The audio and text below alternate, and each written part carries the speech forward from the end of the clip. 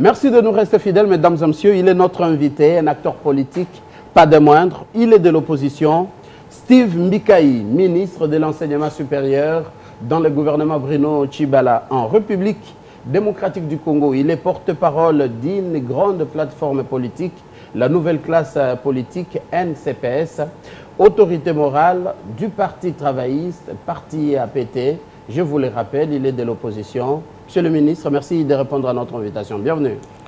Merci. Je pense qu'il faut plutôt dire que je suis issu de l'opposition en tant que membre du gouvernement, parce que je ne peux pas m'opposer à mon propre gouvernement. Ça, donc, étant dans un gouvernement d'union nationale, je suis un ministre issu de l'opposition, dans la mesure où nous avons des programmes différents avec le parti de la majorité.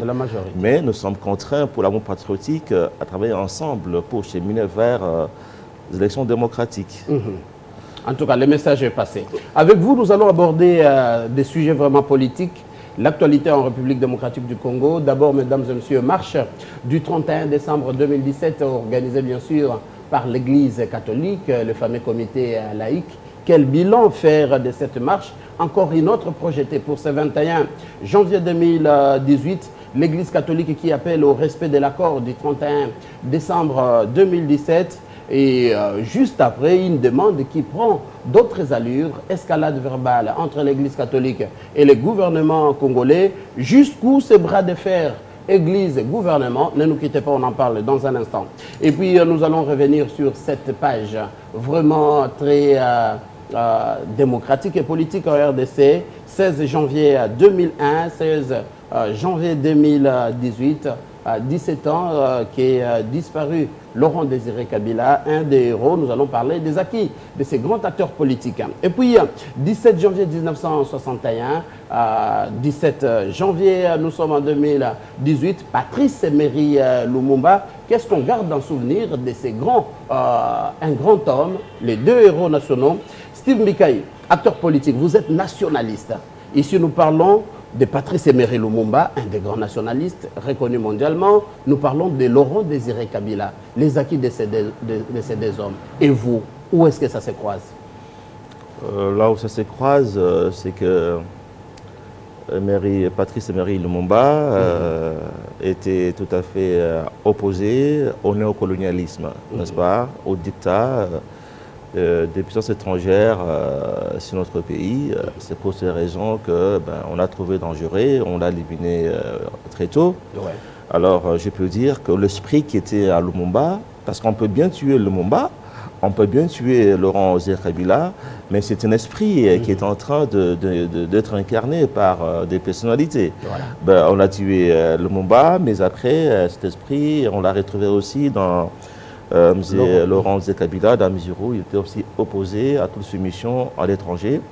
Et ce que j'ai aussi retenu de lui, ces refus d'étendre la main vers l'étranger, de demander l'argent de l'étranger, et de se concentrer sur ce que nous avons comme moyen pour pouvoir travailler, payer les fonctionnaires, les militaires, sans pour autant demander qu'on donne l'argent. Parce que quand on donne l'argent, eh ben, on ouvre la porte aux ingérences, à la domination étrangère. Il faut dire que souvent on confond nationalisme avec peut-être xénophobie. On croit que nationaliste, c'est quelqu'un qui est contre les autres, ou bien contre d'autres puissances étrangères, ou qui est contre les étrangers. C'est pas du tout ça. Le nationaliste, n'est-ce pas, c'est quelqu'un qui passe d'abord les intérêts nationaux au-dessus de tout, et qui veut négocier, discuter avec les autres pays du monde, mais en tant qu'un pays indépendant, un pays libre. Ce qui est le contraire. Aujourd'hui, je pense que dans leur tombe, Lumumba et Kabila, Laurent Désiré, doivent se retourner de leur tombe, à voir ce qui se passe aujourd'hui. Leurs idéaux ne se sont pas perpétués. Non, mais c'est grave, parce qu'aujourd'hui, nous voyons comment des puissances étrangères néocolonialistes sont en train de manipuler certains concitoyens pour pouvoir s'aimer des désordres dans le pays afin de défendre leurs intérêts. La faiblesse de vous, le gouvernement, acteur politique? Non, la faute, c'est le manque de l'esprit patriotique de la part de la plupart de nos compatriotes qui, pour accéder au pouvoir, préfèrent bien se soumettre aux puissances étrangères pour faire leur volonté. Et ces puissances étrangères ont tendance à montrer à l'opinion qu'elles roulent pour notre intérêt, ce qui est tout à fait faux.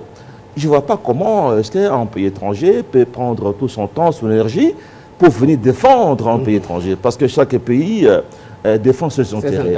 Donc, ce qui se passe aujourd'hui, les gens doivent le comprendre, c'est que nous sommes victimes d'un complot.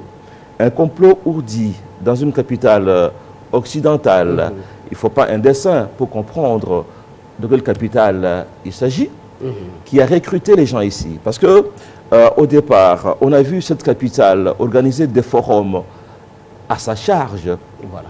On voit des hommes politiques congolais qui se font supporter jusqu'au petit déjeuner par un pays étranger pour parler de la politique intérieure de leur pays. Ça, c'est très grave. Votre fil d'idée, votre fil d'idée, monsieur le ministre, et ce n'est pas par le manque de liberté d'expression ici, espace d'expression démocratique en RDC. Tout le temps, la police, l'armée est sur terrain. Ce qui se fait en RDC n'est pas fait dans des pays, autres pays africains, notamment les pays limitrophes, le pays de l'Afrique centrale.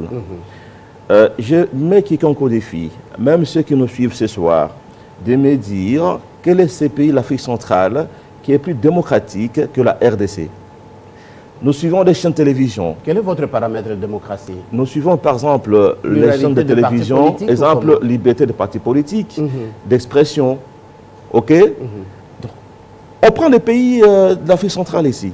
Quel est ce pays où nous suivons leur télévision?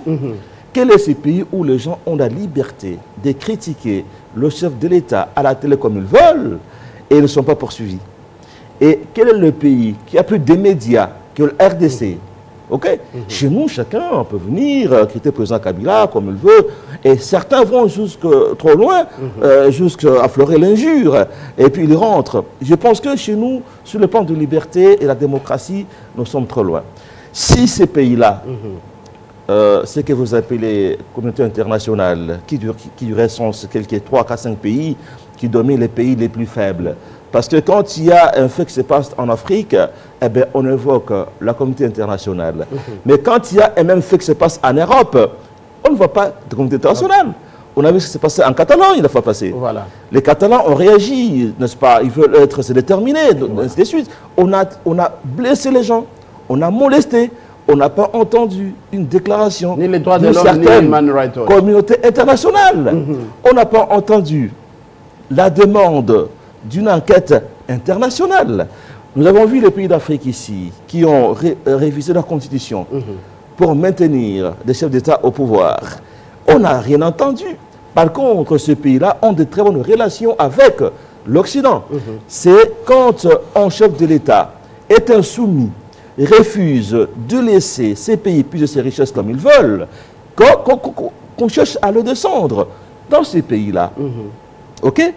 Les gens sont là depuis parfois 30 ans au pouvoir, 35 ans au pouvoir. Mais quand des chefs d'État européens vont dans ces pays-là, ne parlent pas de démocratie. Mais par contre, quand sur la RDC, on nous parle d'une certaine communauté internationale, n'est-ce pas? Dans ces termes-là est inapproprié. C'est quoi la communauté internationale, en fait? C'est quoi? Pose la question aux gens. Parce que moi, je sais que quand il y a des problèmes dans notre pays, nous, en tant que membres de l'ONU, parce qu'en étant membre, nous avons hypothéqué une part de notre souveraineté. Voilà. Okay? L'ONU peut réagir. Mais dites-moi, c'est-à-dire en vertu de quoi la Belgique, la France, États-Unis, ainsi de suite, réagissent en lieu et place des Nations Unies? Quelle est la différence entre l'ONU et la communauté internationale? Parce que les gens ne savent pas. Quand on dit l'ONU, on voit l'ensemble des pays qui sont membres de cette organisation. Mais quand on dit communauté internationale, la Belgique en tête. On ne parle pas de RDC. Nous ne sommes pas un pays de ce monde. On ne parle pas de l'Afrique du Sud. On ne parle même pas, par exemple, de la Pologne. On ne parle pas, par exemple, de... Non. Quand on dit communauté internationale, on parle des États-Unis, on parle de la Belgique, la France, l'Angleterre. Donc, ce sont les pays qui ont envie de continuer à dominer surtout l'Afrique. Les gens doivent le comprendre. Moi, quand je défends mon pays. Je défends la RDC. Souvent, je n'ai pas l'habitude de prendre de défense partisane. Et c'est la lieu où vous vous retrouvez avec les deux nationalistes et les nationaux?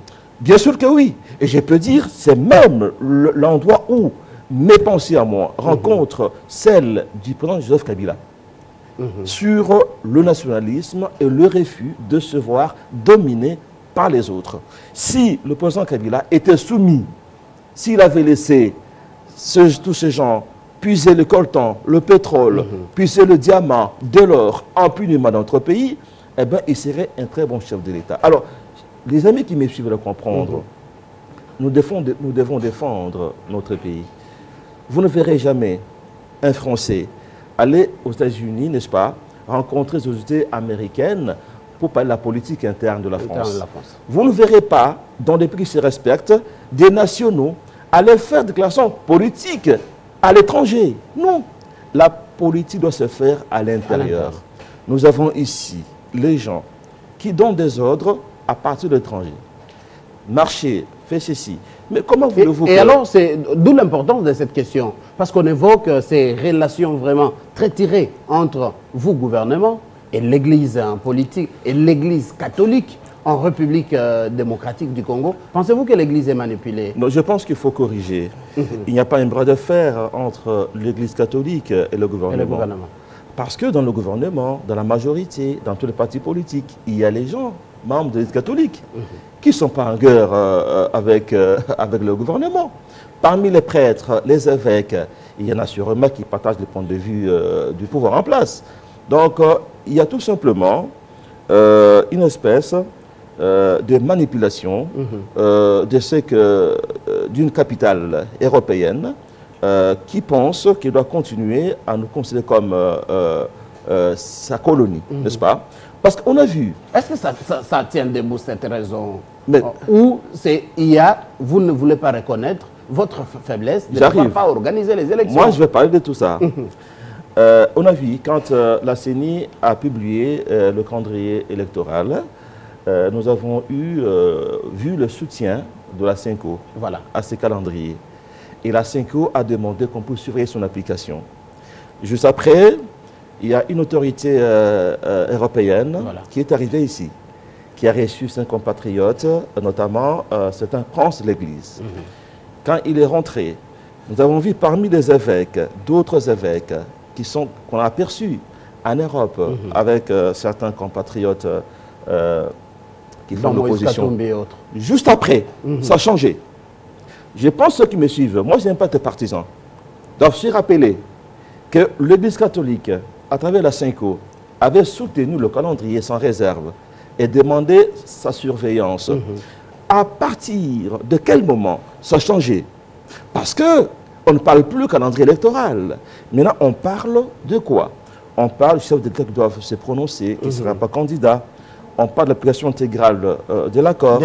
On parle de la transition sans président Kabila. Voilà. Les raisons là ne sont pas... D'où ça vient maintenant? Pourquoi est-ce qu'il y a eu cette évolution? Après avoir visité les capitales occidentales, après qu'une autorité occidentale soit passée par ici, et il reçut certains de ses compatriotes, et tout d'un coup, il y a revirement. Est-ce qu'il faut un dessin pour que les gens comprennent qu'il s'agit d'une manipulation, il s'agit d'un complot contre notre pays? Un complot comme celui qui était monté contre la Libye, contre l'Irak. Parce qu'aujourd'hui, bien sûr, les droits de l'homme sont des vertus que nous devons respecter. Mais aujourd'hui, le droit de l'homme est utilisé comme arme pour déstabiliser certains pays. Quand Kadhafi était là, on nous a beaucoup parlé de violation des droits de l'homme en Libye, qui tuait son peuple. Aujourd'hui, que la Libye n'est plus un État, on ne parle plus des droits de l'homme qui sont violés, alors qu'aujourd'hui, les droits de l'homme sont violés tous les jours en Libye, que la Libye n'est plus un État. Toujours les mêmes, ils ont descendu Saddam Hussein sans raison. On a inventé une raison qu'il avait les armes de son massive, qu'on n'a pas trouvé. Donc il y a toujours, c'est comme le loup et l'agneau, il y a toujours un alibi qu'on trouve pour descendre. C'est un chef qui dérange, c'est un chef qui ne soit pas soumis au dictat de ce que vous appelez la communauté internationale. Vous voyez? Est-ce que devons-nous tolérer cela? Est-ce qu'un Congolais, même s'il est contre le président Kabila, il est contre le gouvernement, doit-il être contre la RDC? Parce que ce qu'on veut déstabiliser sur la RDC, aujourd'hui Kadhafi est mort, mais ce sont les Libyens qui en souffrent, c'est l'Irak qui en souffre, et ce sont eux qui sont à la base de la création de l'État islamique, qui créent la domination aujourd'hui dans le monde. Est-ce qu'on peut le comprendre? Jusqu'où serons-nous des naïfs? Pourquoi est-ce que les hommes de l'Église doivent accepter de se soumettre à une manipulation bien claire de ce que vous appelez communauté internationale? Non, ça c'est un manque de sentiment patriotique. Et là, en tout cas, je pense que cela me suive. De grâce, je vous demande de vous ressaisir. Je voudrais bien qu'entre nous, on se tape dessus. Je voudrais bien qu'on puisse opposer au prince de l'Église de se ressaisir. À ceux-là, bien sûr. Mea culpa, vous non, dites... pas mea culpa. Parce que, qu'est-ce qui s'est passé? Après qu'un pays occidental ait financé une partie de l'opposition congolaise pour renverser le pouvoir en place, que ça a échoué. Parce qu'une partie de cette opposition était le gouvernement. La partie qui est restée est trop affaiblie et devenue incapable de faire ne fait qu'une marche. On l'a vu les mois derniers, n'est-ce pas? Et on s'est rabattu sur qui? Sur ce qu'on a appelé le mouvement citoyen. On a voulu, comment dirais-je, transposer le schéma burkinabé en RDC, en finançant quelques jeunes qui devaient avoir de l'emprise sur la jeunesse pour mener une certaine révolution. On s'est rendu compte que la jeunesse congolaise, en commençant par les étudiants, que je félicite, ne sont pas laissés faire en grand nombre. Et parce que ça a échoué, il fallait un nouveau schéma. Il fallait recruter au sein de l'Église pour utiliser la foi. Selon vous, c'est ce qui est fait? C'est ce qui est fait. Pour utiliser la foi des Congolais à des fins politiques. Même sur le ministre. Pour moi, c'est une tricherie. Oui, une tricherie pour vous. Mais la vérité semble toujours être trouvée dans les détails. Parlons des détails, monsieur le ministre. Allons-y. Les princes de l'Église juste demandent des choses simples. Que le président de la République, Joseph Kabila, puisse déclarer qu'il ne sera pas candidat aux élections fixées ici au 23 décembre de cette année. Que juste qu'on parle de l'application effective de l'accord de la Saint-Sylvestre. Qu'est-ce qui vous dérange? Mais c'est contradictoire. Parce qu'on dit qu'il faut l'application stricte de l'accord de la Saint-Sylvestre. Mais dans cet accord, on n'a pas dit qu'avant le dépôt des candidatures, le chef d'État doit se prononcer que ça ne sera pas candidat ou pas. Parce que la Constitution est claire. Et l'accord est clair là-dessus. Est-ce que dans l'accord, il n'est plus éligible? Sur base de quoi est-ce que 10 personnes, 100 personnes, doivent prendre une position qui n'est soutenue par aucun texte légal? Parce qu'il n'y a aucun article qui dit que avant le dépôt de candidature, quelques mois avant, le chef d'État se prononce qu'il n'est pas candidat. Alors, comment est-ce que voulez-vous qu'on puisse soutenir pareille démarche? Elle est basée sur quelle disposition légale? On parle de transformation sans Kabila. Voilà. Entre-temps, on demande l'application stricte de l'accord. Est-ce que l'accord a parlé de transformation sans Kabila? Ce sont les gens qui n'ont pas besoin des élections. On veut ici créer un chaos similaire à celui de la Libye et de l'Irak. On ne veut pas qu'il y ait élection. Nous sommes en janvier 2018. Les élections, c'est pour 2018 en décembre. Alors, quand on dit qu'il faut une transition sans Kabila, on met les gens dans la rue pour aller chasser le président Kabila. Or, on sait très bien que l'armée et la police sont là pour protéger les institutions de la République. Donc, on est à la recherche des morts. Parce que chaque fois qu'il y a une activité, on dit il y a combien de morts? On veut des morts pour se refaire une santé. Les débats tournent autour du bilan. Oui, oui. Dès qu'il y a une manifestation, on veut savoir il y a combien de morts pour avoir le soutien de ce qu'ils appellent communauté internationale. C'est diabolique de vouloir qu'il y ait des morts pour pouvoir accéder au pouvoir. Comment est-ce que, dans quel pays peut-on laisser à un groupe de citoyens dire que nous allons chasser les chefs de l'État demain, alors que nous avons l'armée pour protéger justement les institutions? Comment peut-on une marche pacifique des chrétiens catholiques, c'est pas pour chasser les présidents? Non, mais parce qu'on dit transition sans Kabila. Comment on va l'avoir cette transition sans Kabila? C'est en mettant les gens dans la rue, c'est en tentant de transposer ici le schéma burkinabé. Or, nous sommes déjà en plein processus électoral. Vous savez, quand... C'est sans faire leur publicité, une autre marche est projetée. D'ici quelques jours, j'évite de citer, de donner la date. C'est pour des mêmes raisons. C'est pour la même manipulation. Et les financements viennent des mêmes néocolonialistes. Comme je l'ai dit, on n'a pas besoin de dessiner pour le comprendre de qui nous parlons. Suivez mon regard. Nous ne sommes pas d'accord. Moi, je pense qu'un homme comme le cardinal, c'est quelqu'un qui mérite beaucoup de respect. Dans chaque pays, il y a quand même des icônes, il y a des hommes emblématiques, il y a des hommes charismatiques, il y a les hommes de référence qui, en toutes circonstances, se mettent au-dessus de la mêlée. Mais quand on descend dans l'arène politique, on porte une couleur politique, on est exposé maintenant aux attaques, et le mythe tombe. Et le mythe, on ne l'attaque pas. Quand un mythe commence à l'attaquer à longueur de journée, le mythe tombe. En ce moment-là, on devient acteur politique.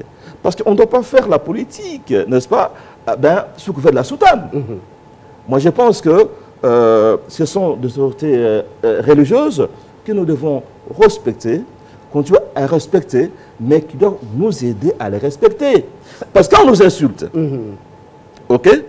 Quand quelqu'un de si respectueux que le cardinal nous insulte à la télévision, eh bien, moi, je dis aux collègues, il faut dire aux gens de ne pas répliquer, de ne pas insulter le cardinal.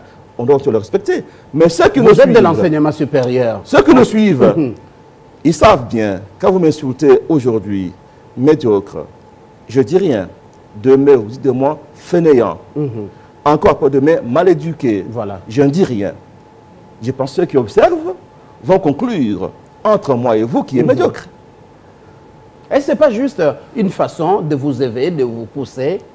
On ne sent pas en vous cette volonté d'organiser les élections. Mais le ministre Steve Mikayi sortait un peu de la peau du ministre. Cet opposant qu'on recevait sur ce plateau, aujourd'hui membre du gouvernement, avez-vous foi que les élections seront tenues et organisées cette année? J'ai dit d'abord que l'opposant que vous receviez sur ce plateau avait toujours défendu les intérêts nationaux, avait tout défendu le nationalisme. Et même quand il critiquait le pouvoir en place, il ne laissait pas l'ouverture aux étrangers pour nous manipuler. Donc je dirais que c'est constant dans ma doctrine et dans ma pensée politique jusqu'à ce jour.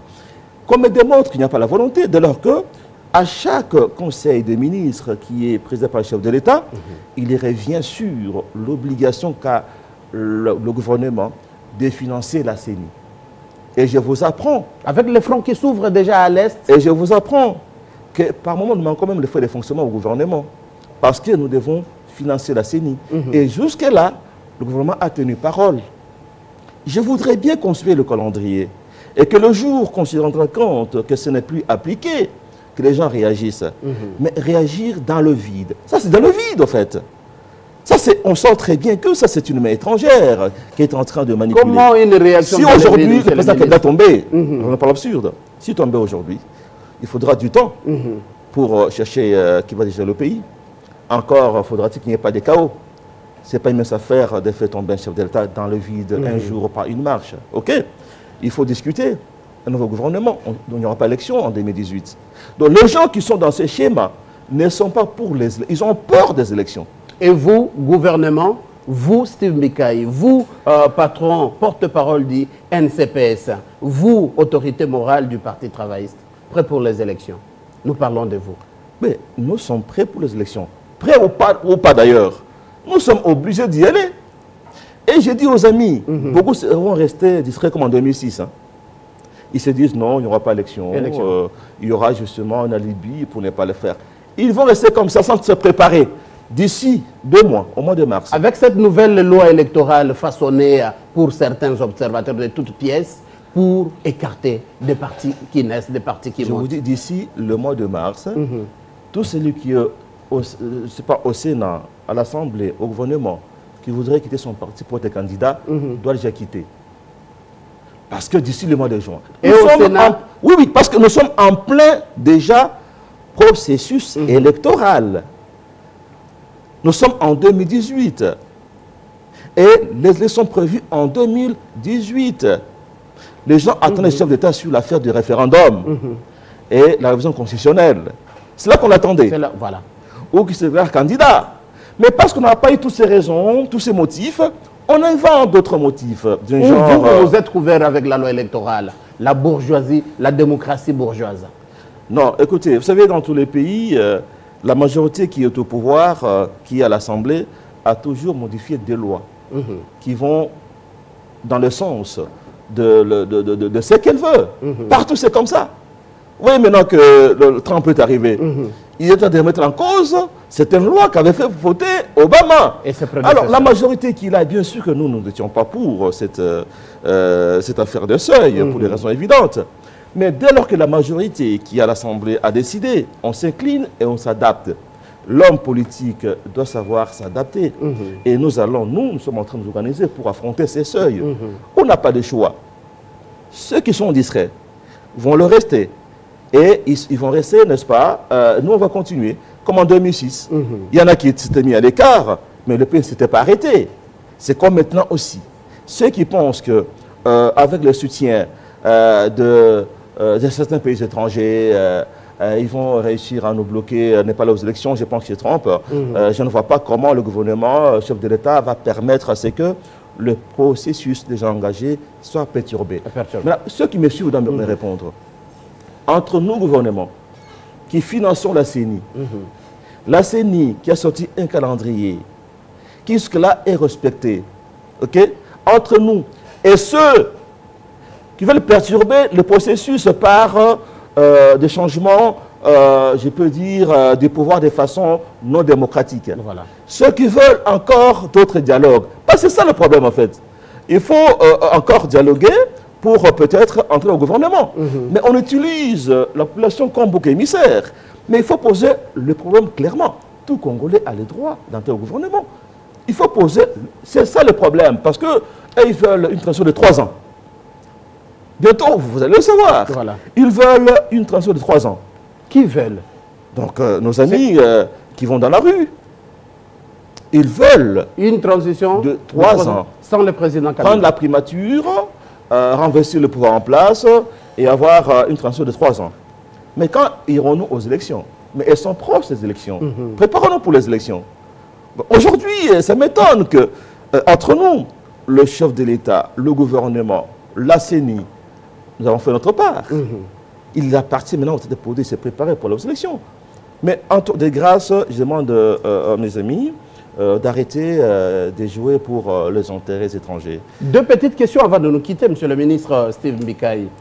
Quel est le point de vue du NCPS, cette nouvelle classe politique et sociale en RDC, sur la fameuse machine à voter? Êtes-vous d'accord? Bon, moi, j'ai vu, on nous a fait la démonstration de cette machine. On a essayé un peu, on a fait une expérience. En me commandant le contraire, j'avais trouvé que c'était fiable. Mais en tant qu'homme politique, en tant qu'homme raisonnable, si d'autres Congolais ont des démonstrations à faire pour montrer que ce n'est pas viable de leur droit, ils peuvent nous convaincre. Mais beaucoup refusent la machine avant de la voir. Avant de la voir. Avant de voir comment elle fonctionne. Donc tout ce qui vient du gouvernement, d'emblée, il faut rejeter, pas je suis opposant. OK? Et aujourd'hui, dans les revendications des soi-disant des effets catholiques, il faut le dire, dans leurs revendications, ils ont parlé encore de quoi là par rapport aux élections. Parce que tu veux me rappeler un peu encore un autre point que je viens d'oublier là. Il y a le président qui doit se prononcer. Il y a l'application de l'accord de la Saint-Sylvestre, des grandes revendications. Réforme de la CENI. La réforme de la CENI. Dites-moi aujourd'hui, combien de mois peuvent nous prendre pour réformer la CENI? Tout simplement, les gens doivent comprendre que, soutenu par l'étranger, couvert par certains évêques, il y a un groupe de Congolais qui ne sont pas pour les élections. Ça il ne faut pas même être intellectuel pour le comprendre. C'est clair. Et nous voulons aller aux élections. OK? Je pense qu'on peut bien être contre le pouvoir en place. Mais le pouvoir en place a quand même démontré sa volonté d'aller aux élections. Il y a eu de ratés en décembre 2017. Parce que nous tous qui avions négocié l'accord, qui l'avons signé, nous savions qu'il n'y aura pas d'élection. Tous nous le savions. Mais pour ne pas énerver le peuple, on a mis la date de décembre 2017.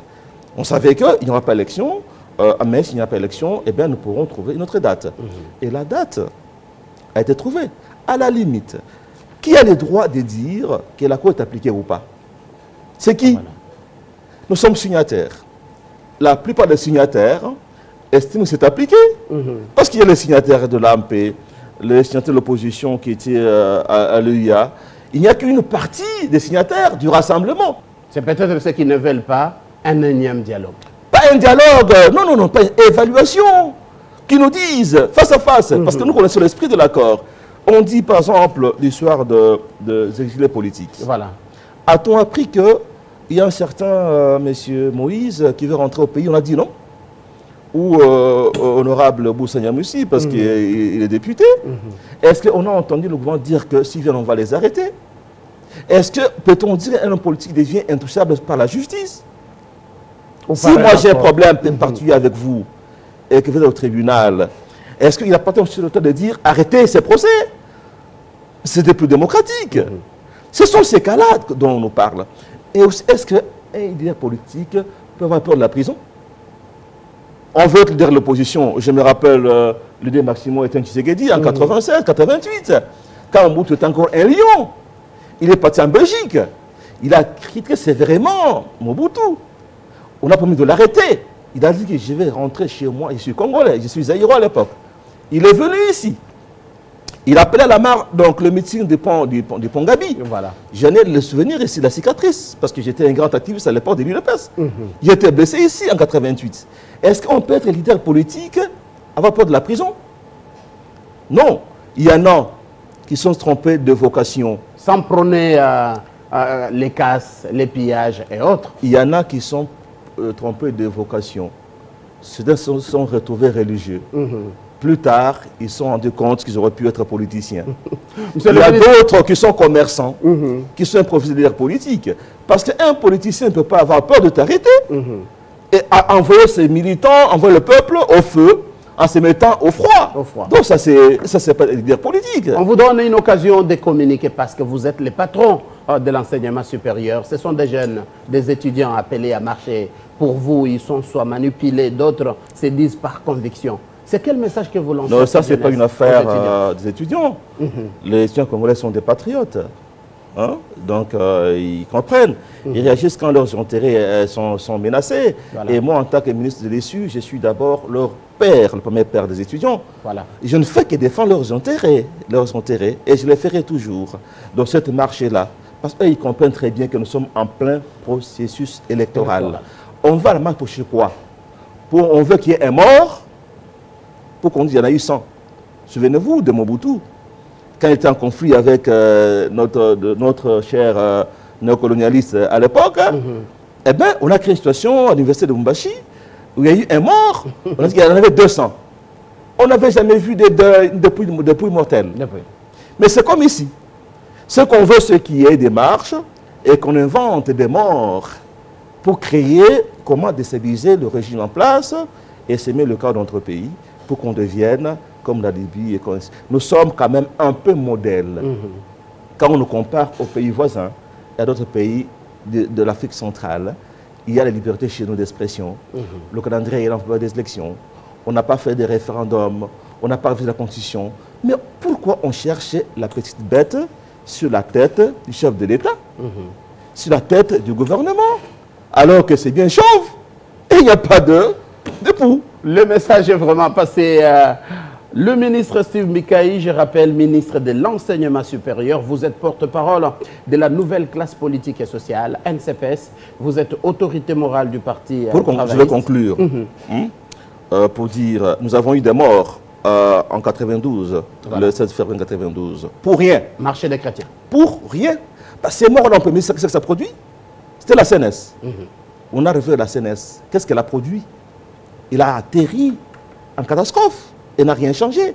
Sauf certains sont devenus YCRPT, d'autres au gouvernement, ainsi de suite. Et aujourd'hui, on veut encore des morts. Pour en faire quoi? Nous sommes en plein processus électoral. On nous a dit qu'il y a eu 5 morts le 31 décembre. Mais je n'ai pas vu ces gens-là dans des familles pour consoler, dans des deuils. On veut juste ça comme fonds de commerce à montrer aux manipulateurs impérialistes qu'on a tué les gens. Voilà. Nous voulons qu'il y ait élection avec 0 mort dans notre pays. Et c'est pourquoi je conseille aux uns aux autres d'arrêter avec cette histoire de dire qu'on va chercher le chef de l'État pour faire une transition sans Kabila, ce qui est une utopie. Même ceux qui le disent n'y croient pas. Dans quel pays a-t-on dit un chef de l'État on va te chercher demain? En tout cas.